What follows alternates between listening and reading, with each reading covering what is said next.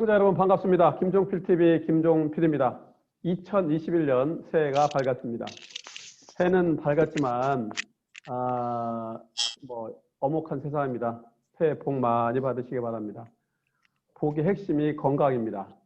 코로나19 사태를 겪는 시대를 우리가 살고 있는데 건강의 핵심이 생명력이기 때문입니다.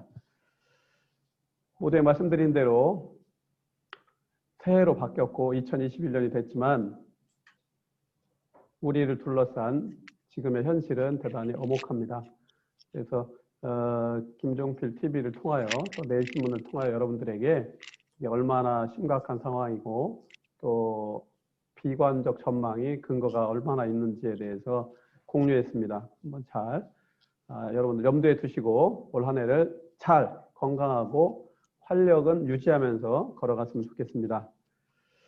자, 새해에도 우리 김종필 TV를 자신의 건강과 이웃, 가족의 건강을 지키는 것처럼 내일신문도 또 김종필 TV도 여러분들께서 지켜주시기를 소망하고 여러분께 진심으로 권합니다. 자, 오늘 방송 시작하도록 하겠습니다. 내일신문 일면과 또 내일신문 오피니언문을 통해서 세상의 흐름을 읽고 또 여러분들이 어떻게 대처하는 게 좋을지 도움을 드리는 컨텐츠를 공유하는 시간입니다. 자, 방송 시작하겠습니다. 오늘은 새해 첫 방송으로 이명환 기자와 강민서 원장이 여러분들에게 도움을 드리도록 하겠습니다. 자, 먼저 일면 기사를 여러분께 밝힙니다. 우리 이명환 기자가 선정한 김종필 TV 선정 인상적인 내일신문 일면 기사 세 꼭지입니다. 첫 번째는 29일자, 12월 29일자 김선일, 이재영, 김규철 기자가 공주에서 올린 동부고치소 악몽 확진자 1000명 넘길 듯. 해가 바뀌었고 오늘이 1월 4일인데요. 동부고치소의 확진자가 1000명이 넘게 나왔습니다. 생명이 대단히 소중한데 이런 대단히 안타깝고 인권이 제대로 존중받지 못하는 그래서 국가가 뭐냐 뭐 이런 문제 제기들이 거셉니다. 자, 그 기사를 뽑았고요. 두 번째는 12월 30일 산업팀의 이재호 기자가 수소 충전소 구축 거북이 걸음 계획 대비 설치율이 42%라고 하는 제목의 기사를 올렸습니다. 그다음에 세 번째는 12월 31일자 정치팀의 구보론 기자가 올린 대통령 비서실장 유영민, 민정수석 신현수 임명했다는 청와대 개편과 관련된 말일자 기사를 골랐습니다. 자, 우리 이명환 기자가 여러분께 배경을 설명해 드리도록 하겠습니다. 시작합시다. 네, 청취자 여러분 반갑습니다. 정치팀 이명환 기자입니다.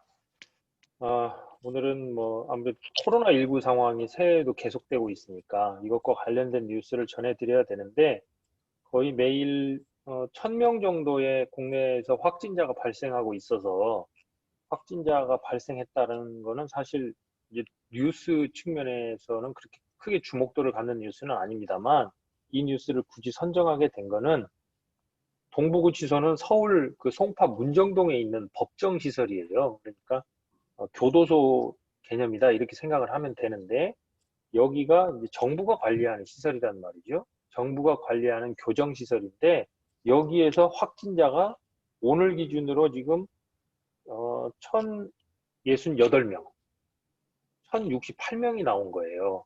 그러면 이 숫자로 보면은 우리 그 1차 대유행 때 신천지 교회와 관련해서 대구 쪽 그 신천지 교회와 관련해서 발생한 인원이 한 5천여 명 정도 돼요. 그 다음에 서울의 그 사랑제일교회와 관련해서 발생한 확진자 수가 1176명 정도 되거든요. 근데 이거는 둘 다 뭐 종교시설입니다만 민간 분야잖아요. 근데 이게 정부가 관리하는 구치소에서 1068명의 확진자가 오늘 기준으로 나왔다. 그리고 더 추가될 수 있는 가능성도 있다.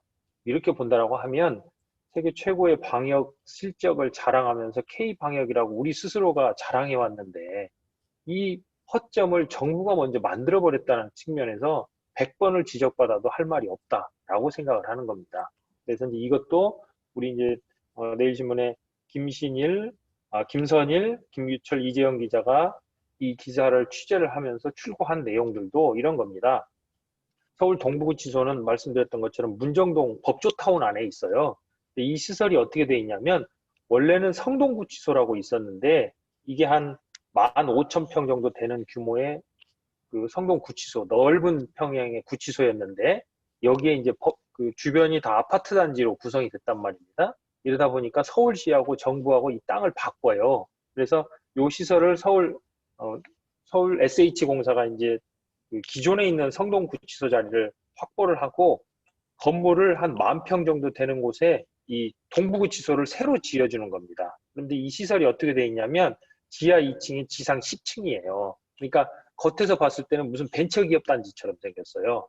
이 구치소라는 개념보다는 한 880에 한 2천여 명 정도를 수용할 수 있는 교정시설인데 왜 이렇게 시설을 자세하게 설명을 드리냐면 여기에서 발생했다라고 친다면 우리가 코로나에서 가장 피해야 될 조건이 3밀이잖아요. 밀접돼 있고 밀폐돼 있고 이런 상황들이지 않습니까? 전형적인 그런 시설이라는 거예요. 그러면 코로나19라는 특정 상황이 발생했다 치면 코로나19의 가장 취약한 곳 중에 하나가 바로 여기다라고 이렇게 대비를 해 왔었어야 된다는 겁니다. 이제 11월 27일 날 그 교도소 직원, 교정직 직원이 한 명 이제 확진자가 나와요. 가족으로부터 감염이 된 걸로 이제 이렇게 추정을 하는데 그러면 이제 확진자가 이렇게 나왔단 말입니다. 그러면 이때부터 사실상 이 구치소에서는 비상이 걸렸어야 맞아요. 왜냐하면 아까 말씀드렸던 것처럼 지하 2층에 지상 10층이라는 교정시설 이 공간이 갖고 있는 특수성이 있기 때문에 그리고 한 방에 여러 사람이 같이 몰려져 있지 않습니까? 이런 상황이 돼 있었는데 12월 12일 날 접촉자 중심으로 검사를 시작을 해요. 전수조사는 이때도 하지 않았습니다. 그다음에 12월 14일 날 처음으로 서울시가 참여하는 외부 기관의 공동의 이제 참여 조사들이 이루어지게 돼요. 근데 이때도 이 구치소 측에서 그렇게 적극적이지 않았다라는 것이 최근에 드러나고 있는 거예요. 그러니까 이 사정이 이제 이렇게 되다 보니까 결국은 외부의 도움 요청을 하고 그러면 이제 책임 소재가 벌어지는 겁니다. 법무부에서는 서울시가 좀 더 적극적으로 요구를 했어야 된다. 뭐 서울시에서는 아니 법무부 교정시설인데 그럼 법무부가 좀 해줘야지. 서울시가 이걸 어떻게 다 하느냐 이런 취지로 가는 건데 국민 눈에는 이게 어떻게 비치겠냐라는 겁니다. 정부가 관리하는 이런 정부 시설에서 1,000명이 넘는 확진자가 나왔다. 아무리 좋은 말로 포장을 해도 이거에 대해서는 정부가 할 말이 없다라는 것이 뭐 저 개인적인 생각이기도 합니다만 많은 분들이 지적하고 염려하는 게 바로 그 지점인 겁니다. 그동안 우리 국민과 의료기관, 방역당국이 애써 쌓아놓은 방역에 대한 확신, 자신감 다 무너뜨리는 것밖에 안 된다. 그래서 저는 이것과 관련해서는 책임 소재라든가 이건 둘째치고 정부가 분명하게 특히 법무부 쪽에서 교정본부 쪽에서 이거에 대해서는 엄격하게 낮은 책임 판명이 나와야 된다라고 생각을 하거든요. 우리 이 기사를 출국한 기자들도 그 점에 대해서 집중적으로 지적을 하고 있고 또 관련 관계 전문가도 이런 식으로 이제 표현을 하고 있어요. 초기 직원들에 대한 역학조사 및 방역 관리가 적극적으로 이루어지지 않은 점이 대규모 감염의 주요한 원인으로 작용했다. 상식적인 것이죠. 아까 말씀드렸던 것처럼.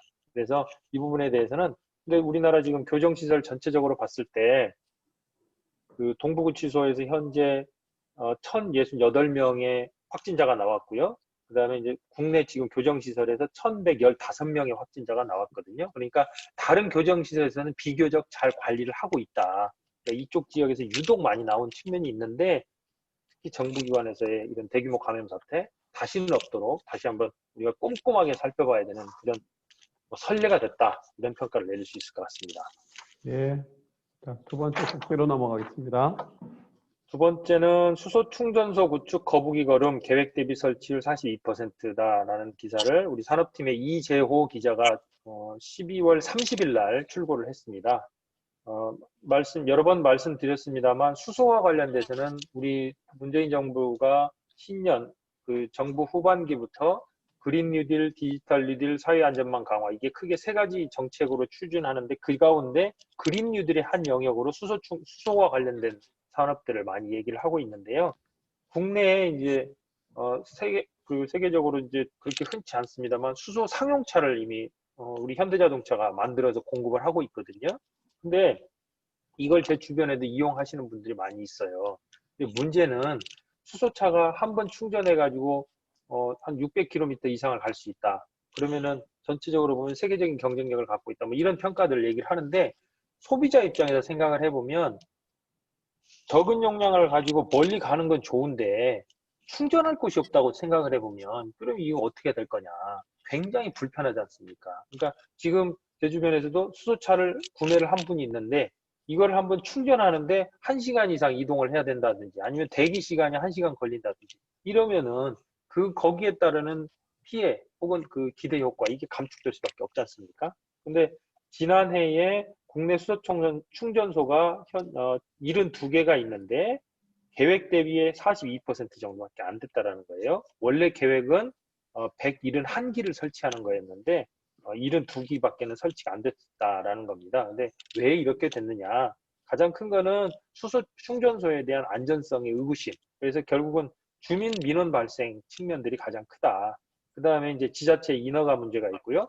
또 하나는 충전소를 설치를 하고 이게 이제 결국 민간으로 넘어가야 되는데 운영을 하는데 연평균 한 1억 5천만 원 정도의 적자가 발생하고 있다는 거예요. 그러니까 이게 어찌 보면 불균형 악순환이 반복된다라는 측면인데 충전소가 적게 만들어져 있으니까 수소차를 사는 사람도 줄어들 것이냐, 급격하게 늘지 않을 것이고 그러다 보면 충전소의 운영이라든가 이런 측면에 있어서도 이익을 기대하기가 쉽지 않겠지요. 그래서 전체적으로 봤을 때 이게 계획 대비 좀 느리다라는 평가인데 프랑스 같은 경우에 이제 이 관련 기사에서 이제 살펴보니까 2020년 국제 에너지 기구 보고서에 살펴보면은 프랑스에 18만 기의 민간 충전소가 있는데 가정과 직장에 설치되어 있는 그 전기차 소유자. 그러니까 우리나라 같은 경우에는 지금 수소 충전소, 전기 충전소 이런 것들이 공공기관이 우선적으로 하고 있는데 그 충전소 자체가 너무 적기 때문에 관련 산업의 성장에도 그렇게 크게 기여를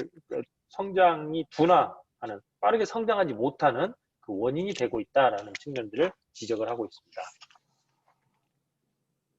자, 세 번째 곡지로 넘어갈까요?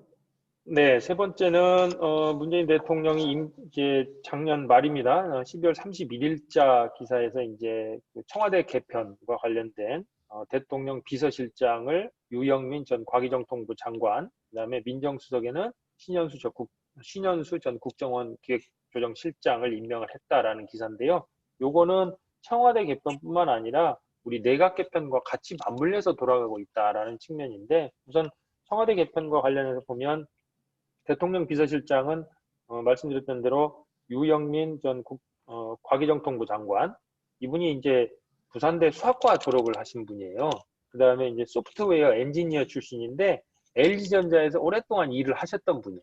그러니까 민간 기업을 잘 알고 계신다는 분이고 또 문재인 정부에서 과기정통부 장관을 하셨던 분인데 이분이 이제 장관을 하면서도 저도 이제 한 2번 정도 이분을 뵀는데 굉장히 사교성이 좋으신 분이에요. 그러니까 민간 기업에서 근무했다라는 게 딱 느껴질 정도로 사교성도 좋고 굉장히 유연한 사고를 가지고 계십니다. 그래서 당시에 문재인 정부에 같이 있었던 내각 같은 장관들 이런 분들 친목 모임이라든가 이런 걸 하신다면 이분이 꼭 간사 역할을 하신다 이런 평가들을 들었었거든요.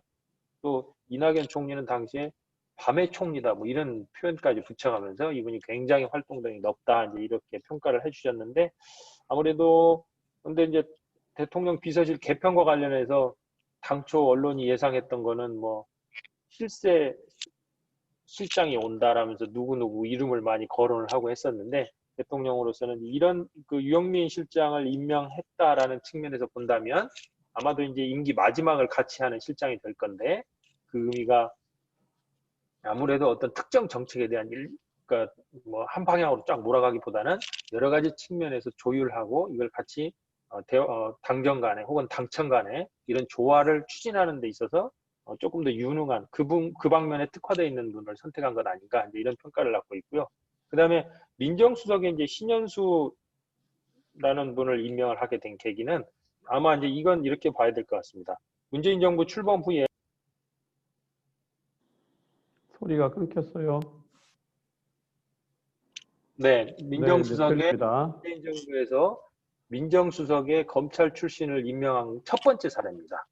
그러니까 조국 전 민정수석이 있었고요. 김조원 전 수석, 김종호 전 수석, 그 다음에 이제 신현수 이번에 이제 그 수석비서관 임명을 하게 된 건데 검찰 출신의 민정수석을 임명한 문재인 정부의 첫 번째 청와대 참모진 개편 민정수석이었다라는 측면이고 이분은 이제 문 대통령이 이제 참여정부 때 일을 할 때 같이 호흡을 맞췄던 청와대 사정비서관으로 호흡을 맞췄던 분인데 그러니까 대통령의 측근 인사다 이제 이렇게 봐야 될 것 같은데 글쎄 이제 최근에 검찰개혁과 관련해서 민정수석실이 그동안에는 일정하게 검찰과 이제 선을 그으면서 갔었는데 그런 역할을 할 수 있을지 뭐 이제 지켜봐야 될 것 같고요. 또 한 측면에서 법무부 장관의 박범계 의원, 그다음에 공수처장 후보로 김진욱 우리 전 판사 뭐 이런 분들, 그러니까 판사 출신의 인물들을 통해서 검찰 개혁을 계속 지속하겠다 이런 입장들을 갖고 있으니까 이것과도 어떻게 맞물려 돌아갈 건지 이것도 일단 우리가 주목해서 봐야 될 지점입니다.